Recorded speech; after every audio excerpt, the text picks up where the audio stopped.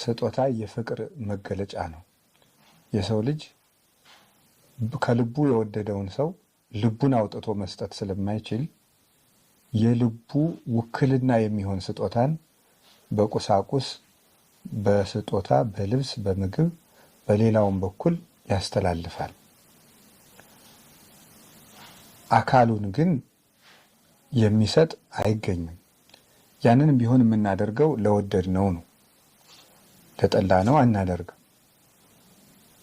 ቅዱስ ጳውሎስም ይናገራል፣ ለወዳጁስ እንኳ ቢሆን የሚሞት ይገኛልን ብሏል። ሮሜ ምዕራፍ 5 ላይ ለወዳጅ እንኳን የሚሞት አይገኝም። እሱ ግን ጠላቶቹ ሆነን ሳለን ሞተልን። እግዚአብሔር ደግሞ አንድ ልጁን ብዙ ልጅ ኑሮት አንድ ልጁን የሰጠን አይደለም። ተቀዳሚ ተከታይ የሌለው አንድያ ልጁን በመስጠት ዓለምን እንደወደደ ገለጠ።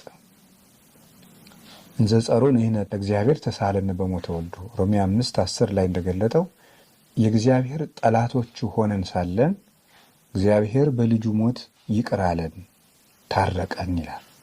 ይህ እግዚአብሔር የሰጠን ውድ ስጦታችን ነው። ጌታችን መድኃኒታችን ኢየሱስ ክርስቶስ ነው። አስቀድመን እንደተናገርነው ወኖላዊሰ ኄር ይሜጡ ነፍሶ ቤዛ ነፍሰ አባግዒሁ፣ መልካም እረኛ ግን ሰውነቱን ለበጎቹ ቤዛ አድርጎ አሳልፎ ይሰጣል ስላለ ለበጎቹ ራሱን በመስጠት እንደወደደን በዚህ ታወቀ ማለት ነው። ፍቅርም እንደዚህ ነው። ከዚህ የበለጠን ፍቅር የለም ራስን ከመስጠት በላይ። አባት ልጁን ቢወደው እንጀራ ቆርሶ ያጎርሰዋል፣ ከልብሱ ቀዶ ያለብሰዋል፣ ርስቱን ያወርሰዋል። የገዛ ስጋውን ግን አያበላውም፣ አያጠጣውም፣ አይደረግምም። እንደዚህም ሊሆን አይችልም። ጌታችን መድኃኒታችን ኢየሱስ ክርስቶስ በፍየሎች ደም፣ በኮርማዎች ደም፣ በበጎች ደም እኛን መውደዱን አልገለጥም። ወክርስቶስ እሰ ከዊኖ ሊቀ ካህናት ለእንተ ትመጽእ ሰናይት በውስተ ትኄይስ ወተአቢ ደብተራ በደመ ዚአሁ ቦአ ውስተ ደብተራ እንተ ኢገብረ አደሰብ። ጌታችን መድኃኒታችን ኢየሱስ ክርስቶስ ግን ለምትመጣው መልካም ነገር ለመንግሥተ ሰማያት ሊቀ ካህናት ሆኖ የገዛ ደሙን ይዞ የሰው እጅ ወዳልሰራት ደብተራ ድንኳን አንድ ጊዜ ገባ ይላል ዕብራውያን ምዕራፍ 9 ቁጥር 12 ላይ። የገዛ ደሙን ይዞ የሰው እጅ ወዳልሰራት መቅደስ አንድ ጊዜ ገባ ይላል።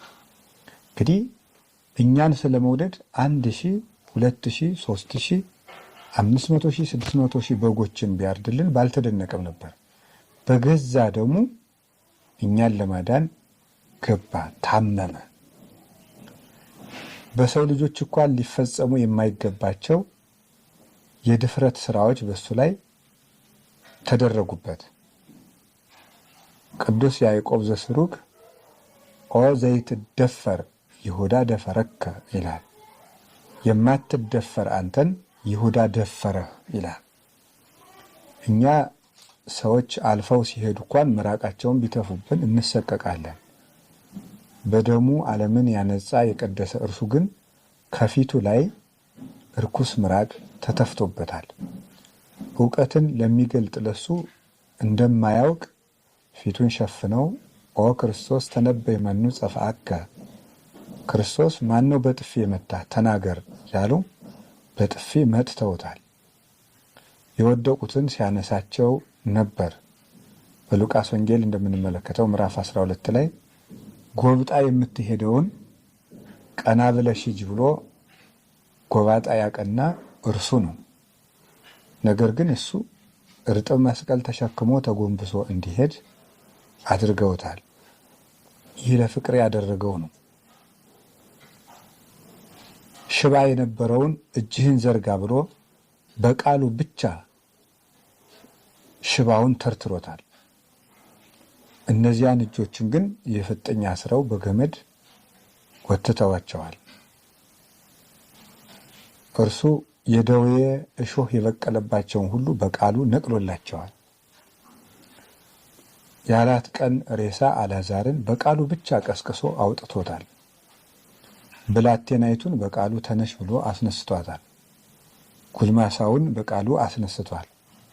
ባህርን በቃሉ ገስጿል። አጋንንት ይንቀጠቀጡለትና ይፈሩት ነበር። የማቴዎስ ወንጌል ምዕራፍ 8 ቁጥር 31 ላይ እንኳን ወደ እሱ ሊቀሩ በአሳማ ለመሰማራት እንኳን ከሱ አስፈቅደው ነበር የተሰማሩት። እንዲህ የሚያደርግ እርሱ ይህን ሁሉ መከራ የተቀበለው ለሰው ልጅ ያለውን ፍቅር ሲያሳየን እና እግዚአብሔር ጤና ስለሰጠን፣ ሀብት ስለሰጠን፣ አእምሮ ስለሰጠን፣ አካል ስለሰጠን፣ ምድርን ስለሰጠን ሳይሆን ከዚህ ሁሉ ላይ የምናመሰግነው ራሱን ስለሰጠን ነው። ጸጋ ዘአሕዛብ ይባላል። ክርስቶስ ለሰው የሰጠው ስጦታ ምንድን ነው ተብለን ብንጠየቅ ራሱን ነው የሰጠን።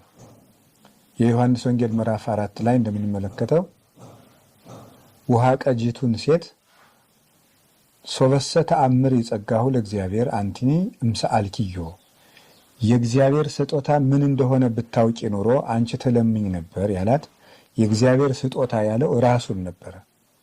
እኔ ስጦታሽ ነበርኩ፣ ብታውቂ ኑሮ እኔ ስጦታሽ እንደሆን ትለምኝ ነበር ይላል። የሰው ልጅ ትልቁ ስጦታ ጌታችን ኢየሱስ ክርስቶስ ነው። ሐዋርያትን ለስብከተ ወንጌል ወደዚህ ዓለም ሲያሰማራቸው ወርቅ እንዳትይዙ፣ ብር እንዳትይዙ፣ ልብስ እንዳትይዙ፣ ትርፍ ልብስ እንዳትይዙ፣ ጫማ እንዳይኖራችሁ፣ ብትር እንዳይኖራችሁ፣ የስንቅ አቅማዳ እንዳትይዙ ያላቸው ስጦታችሁ እኔ ያለሁ፣ እኔን ከያዛችሁ ሁሉ በእኔ እጅ አለ እያላቸው ነበር። እና ትልቁ ስጦታችን ጌታ ነው። ለራሳችን ዘውድ፣ ለእግራችን የሚሆን መሰረት፣ ለሰውነታችን ልብስ፣ ለዓይናችን ብርሃን፣ ለጆሮአችን በጎ ቃል፣ የአብ አካላዊ ቃሉ ሕይወታችን ኢየሱስ ክርስቶስ ነው። እርሱ ራሱን የሰጠበት ሳምንት ስለሆነ ቤተ ክርስቲያን ሕማማት ብላ የምታከብረው ለዚህ ነው። እግዚአብሔርን ስጦታ አድርገን የተቀበልንበት ሳምንት ስለሆነ በዚህ ሳምንት እኛ ልናደርገው የሚገባ ምንድን ነው ሲባል ራሱን ለሰጠን ጌታ ራስን መስጠት ነው። ከእግር ጥፍር እስከ ራስ ጠጉር ያሉ ሕዋሳትን ሁሉ ለእግዚአብሔር የምናስረክብበት ሳምንት ነው።